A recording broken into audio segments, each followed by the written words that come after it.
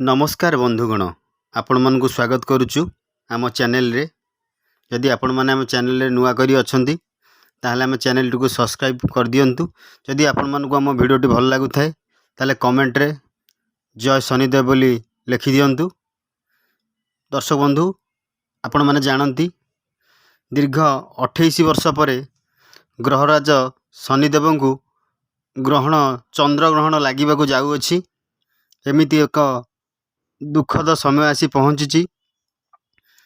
ज्योतिष शास्त्र मतरे जेतबले शनि ग्रह को ग्रहण लगी थाए सही समय रे सबु राशि नक्षत्रंकर स्थान परिवर्तन होई थाए बा स्थान परिवर्तन घटी थाए। तेणु ग्रह नक्षत्रंकर परिवर्तनर प्रभाव सबु राशिर व्यक्ति विशेष को ऊपर तार प्रभाव पड़ी थाए। तेबे आसंतु जानिबा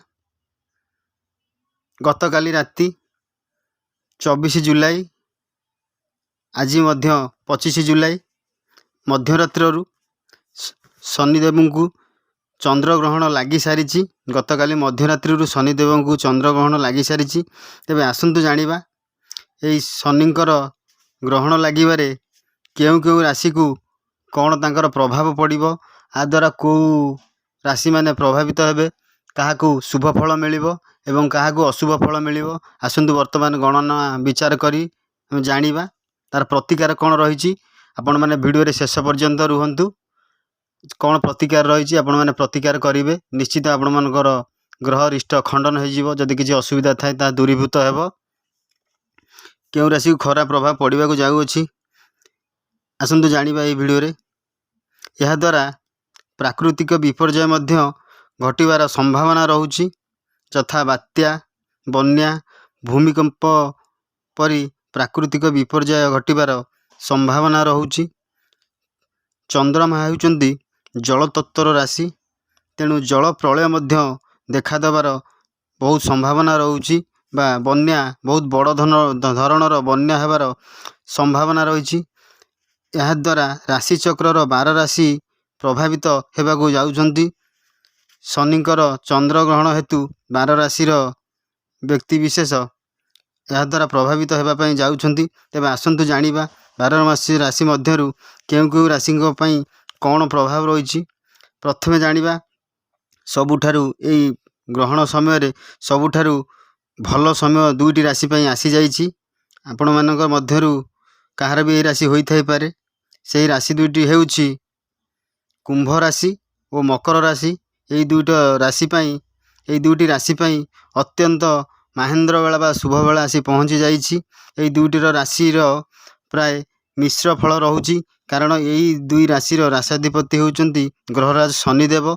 शनिदेव जेतबेले चंद्र ग्रहण रे अछंती, तेणु एई दुईटी राशि को समान फल भोग करने को पड़ुछि। एई दुईटीर राशि कुंभ राशि और मकर राशि बहुत लाभवान हेबाकू जाउछंती। एई दुई राशिर व्यक्ति को अत्यंत शुभ फल मिलिबो। एई दुई राशिंकर माँ महालक्ष्मीकर आगमन घटिबो। एई दुई राशि रे अधूरा कार्य परिपूर्ण हेबाकू जाउछि। शनिदेवंकर पूर्ण समर्थन पाइबे। टंका पैसा रे अभाव रहिबो नाही। माँ महालक्ष्मीकर मध्य विराजमान आपण मानक घरे हेबो। बेकारी समस्या दूर हेबो। चाकरी रे पदोन्नति पाइबे। व्यापार वाणिज्य करुथिले काया विस्तार करिवे। स्थिर भाव में सबु कार्य संपादन करिवे। सबु कार्य रे सफलता हासिल करिवे। कुंभ और मकर राशि व्यक्ति उभय मिश्र फल पाइबे। जेहेतु दुई राशि राशाधिपति होउचंती ग्रहराज शनिदेव, तेणु उभय को समान फल मिलिबो। तेणु कुंभ और मकर राशि को शुभ फल मिलिबो। शनिदेवंकर शुभ दृष्टि एई दुई राशि उपरे पड़िबा को जाउछि। माँ महालक्ष्मींकर विशेष दृष्टि एई दुई राशि रे पड़िबो। तेणु धन और अन्नर अभाव रहिबो नाही। एथिपई आपण माने घरे सुंदराकांड पाठ करंतु और हनुमान चालीसा पाठ करंतु। बहुत भल समय आसी जाइछि। ठीक एहीपरी अक्टोबर मासरे मध्य एहीपरी शनिकर चंद्र ग्रहण जोग रहुछि। से समय पर्यंत किछि भी निश्चित जो माने असुविधा अछंती, जो माने दुखे रहउचंती, सेमानकर निश्चित किछि आगामी अक्टोबर मासरे आपणकर किछि परिवर्तन घटिबो। से 3 मास पर्यंत आपण माने अपेक्षा करंतु। जदि किछि असुविधा दुख भितर रहउचंती धैर्य धरंतु, शनिदेव को पूजा करंतु। एवं एई मासरे मु आपण मानू कहबी ବର୍ତ୍ତମାନ ଶ୍ରାବଣ ମାସ ଚାଲିଛି। ମହାପ୍ରଭୁ ଭୋଳା ମହେଶଙ୍କର ଆପଣମାନେ ଦର୍ଶନ କରନ୍ତୁ। କୁମ୍ଭ ରାଶି ଓ ମକର ରାଶି ଓ 12 ରାଶି ମଧ୍ୟରୁ ଅନ୍ୟ ରାଶିମାନେ ମଧ୍ୟ ଯଦି ମହାଦେବଙ୍କ ଦର୍ଶନ କରିବେ, ଘରେ ସୁନ୍ଦରାକାଣ୍ଡ ପାଠ କରିବେ, ଯଦି ଘରେ ହନୁମାନ ଚାଳିଶା ପାଠ କରିବେ, ନିଶ୍ଚିତ ବହୁତ ଆପଣଙ୍କର ରିଷ୍ଟ ଖଣ୍ଡନ ହେବ, ଆପଣଙ୍କର ସବୁ ଅସୁବିଧା ଦୂର ହୋଇଯିବ। ତେବେ ଆସନ୍ତୁ ଦର୍ଶକ ବନ୍ଧୁ, ଭିଡ଼ିଓରେ ଆଗକୁ ବଢ଼ିବା। ତେବେ ଆସନ୍ତୁ ଜାଣିବା, ଚନ୍ଦ୍ରମା ହେଉଛନ୍ତି ଜଳତତ୍ତ୍ୱର ରାଶି ଏବଂ ଆପଣମାନଙ୍କୁ ଏହି ଭିଡ଼ିଓ ମାଧ୍ୟମରେ କହି ରଖିବି 12 ରାଶି ମଧ୍ୟରୁ କୁମ୍ଭ ଓ ମକରର ବହୁତ ଭଲ ବେଳ ପଡ଼ିଯାଇଛି। ଶନିଙ୍କ ଚନ୍ଦ୍ରଗ୍ରହଣ ପରଠାରୁ ତାଙ୍କର ମାହେନ୍ଦ୍ର ବେଳ ଆସିଯାଇଛି। ଆଉ ବହୁତ ଅସୁବିଧାରେ ରହିବେ ଏଇ ଦୁଇଟି ରାଶି। ଏଇ ଦୁଇଟି ରାଶିର ବ୍ୟକ୍ତିମାନେ ଆପଣମାନେ ସାବଧାନ ରୁହନ୍ତୁ, ସତର୍କ ରୁହନ୍ତୁ। ଆଉ ଯାହା ଆପଣଙ୍କୁ ପ୍ରତିକାର ମୋ ଭିଡ଼ିଓରେ ବତେଇବି, ଆପଣମାନେ ମଧ୍ୟ ସେଇ ପ୍ରତିକାର କରିବେ। 12 ରାଶି ମଧ୍ୟରୁ ଏଇ ଦୁଇଟି ରାଶି ହେଉଛି ଯାହାର ବେଳ ବର୍ତ୍ତମାନ ଅସୁବିଧା ଭିତରେ ଅଛି, ବେଳ ଖରାପ ପଡ଼ିଛି। ସେମାନେ ସତର୍କ ସାବଧାନ ହେଇ ରୁହନ୍ତୁ। ସେ ଦୁଇଟି ରାଶି ହେଉଛି କାଳଚକ୍ରର, ସେ ଦୁଇଟି ରାଶି ହେଉଛି କର୍କଟ ରାଶି ଓ ମୀନ ରାଶି। ଉଭୟଙ୍କ ପାଇଁ ସାମାନ୍ୟ ସମସ୍ୟା ସୃଷ୍ଟି ହେବ, ତେଣୁ ସାବଧାନ ହୋଇ ରହିବେ। ଆପଣଙ୍କର ଭାତୃ ବିବାଦ ଲାଗି ରହିବ, ଧନହାନି ହେବାର ବିଶେଷ ଆଶଙ୍କା ରହୁଅଛି। ଅପମାନ ଯୋଗ, ନିନ୍ଦା ବା ନିନ୍ଦିତ ହେବାର ଯୋଗ ରହୁଛି। ସ୍ୱାସ୍ଥ୍ୟ ସମସ୍ୟା ଲାଗି ରହିବ, ବ୍ୟବସାୟରେ କ୍ଷତି ସହିବେ। ସାମାନ୍ୟ କଥାରେ ମହାଭାରତ ହେବ ବା ବିବାଦ ବଢ଼ି ଚାଲିବ, ତେଣୁ କଥାରେ ଆପଣ କଥାବାର୍ତ୍ତାରେ ସଂଯମ ରଖନ୍ତୁ। ଭାତୃ ବିବାଦ ମଧ୍ୟ ଦେଖାଦେବ, ଆର୍ଥିକ ସମସ୍ୟା ଦେଖାଦେବ, ଅଭାବ ଅନଟନ ଦେଖାଦେବ, ଅଧିକ ଚିନ୍ତିତ ହେବେ। ଦେଖି ଚାହିଁ ଖର୍ଚ୍ଚ କରନ୍ତୁ ଏବଂ ଖର୍ଚ୍ଚ ଉପରେ ନିଜର ଅଙ୍କୁଶ ଲଗାନ୍ତୁ ବା ଖର୍ଚ୍ଚ କମ୍ କରନ୍ତୁ। ତେବେ ଆସନ୍ତୁ ଜାଣିବା ଏହାର ପ୍ରତିକାର। ଏଇ ଦୁଇ ରାଶି କର୍କଟ ମୀନ ରାଶି ପାଇଁ କ'ଣ ରହିଛି ପ୍ରତିକାର, ଆପଣମାନେ ଏହି ପ୍ରତିକାର କରନ୍ତୁ, ଦେଖିବେ ନିଶ୍ଚିତ ଆପଣଙ୍କ ଉପରେ ପ୍ରଭାବ କମିଯିବ। ତେଣୁ ଆପଣମାନେ ମହାଦେବଙ୍କର ଦର୍ଶନ କରନ୍ତୁ। ପ୍ରତ୍ୟେକ ସୋମବାର ଦିନ ଆପଣମାନେ ଏହି ଶ୍ରାବଣ ମାସରେ ଯାଇ ମହାପ୍ରଭୁ ଭୋଳା ମହେଶଙ୍କର ଦର୍ଶନ କରନ୍ତୁ। ଘରେ ଭାଗବତ ପାଠ କରନ୍ତୁ, ସୁନ୍ଦରାକାଣ୍ଡ ଓ ହନୁମାନ ଚାଳିଶା ମଧ୍ୟ ପାଠ କରନ୍ତୁ। ପ୍ରତ୍ୟେକ ଦିନ ଘରେ ଆପଣଙ୍କ ଠାକୁର ଘରେ ଆପଣମାନେ ଗୁଆ ଘିଅର ଗୋଟେ ଦୀପ ଜଳନ୍ତୁ। ଦେଖିବେ ନିଶ୍ଚିତ ଆପଣଙ୍କର ଗ୍ରହରିଷ୍ଟ ଖଣ୍ଡନ ହେବ। ଶନିଦେବ ଆପଣମାନଙ୍କୁ ଆଶୀର୍ବାଦ କରିବେ।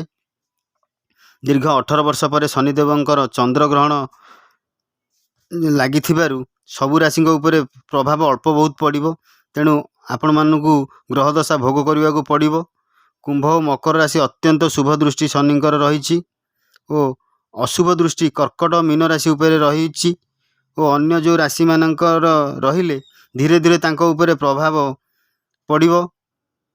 ଭଲ ଫଳ ମଧ୍ୟ ମିଳିବାକୁ ଲାଗିବ, ସେମାନଙ୍କର ସମାନ ସମାନ ରହିବ। ଅନ୍ୟ ଯେଉଁ ରାଶିମାନେ ରହିଲେ ପ୍ରତ୍ୟେକ ରାଶି ଉପରେ ମଧ୍ୟ କିଛି ନା କିଛି ନକାରାତ୍ମକ ଓ ସକାରାତ୍ମକ ପ୍ରଭାବ ପଡ଼ିବ।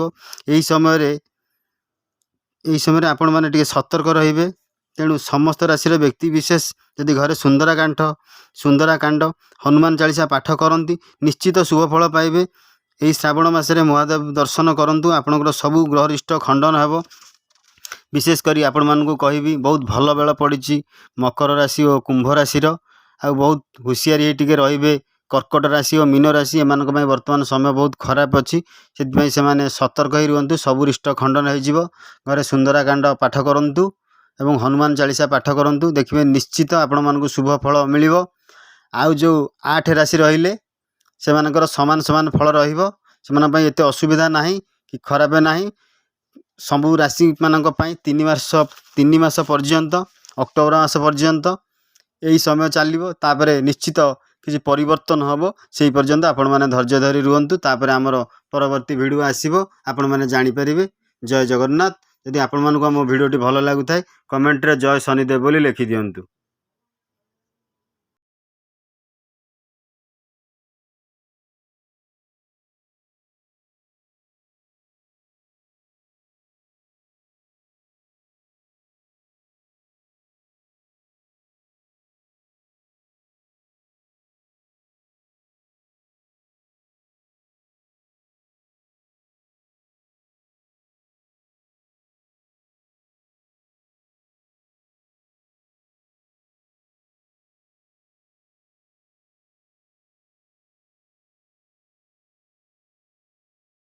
ନମସ୍କାର ବନ୍ଧୁଗଣ, ଆପଣମାନଙ୍କୁ ସ୍ୱାଗତ କରୁଛୁ। आम चैनल रे। जदि आपण मैंने आम चैनल रे नुआ करी अछंती ताहले आम चैनल को सब्सक्राइब कर दियंतु। जदि आपण मानकु आम वीडियोटी भल लागु थाए ताहले कमेंट रे जय शनि